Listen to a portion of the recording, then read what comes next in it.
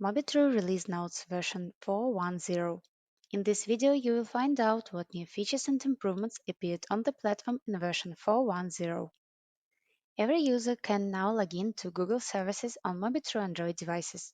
The feature simplifies the installation of applications as you can authorize to Google Play. The account will be removed as soon as you end the device session. The exception concerns devices in bookings and those that are dedicated to Teams, as clearing is off for these cases. One more feature appeared for team collaboration. If you work under a team account, you can share an uploaded application with your teammates. Such builds will be placed in the Uploaded by My Teammates tab for other users.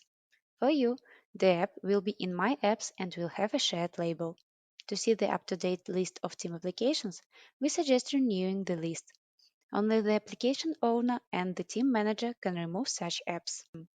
The Mobitru filters became even more convenient. You can find new filtering options such as division to phones and tablets, DPI and viewport values. Moreover, you can clear all the filters with the help of just one button. Also, we placed the viewport information in the detail view of the device list. New devices appeared. You can work on the Samsung Galaxy S23 series and Nothing Phone 2. You can find more information about the features in the Resource Center.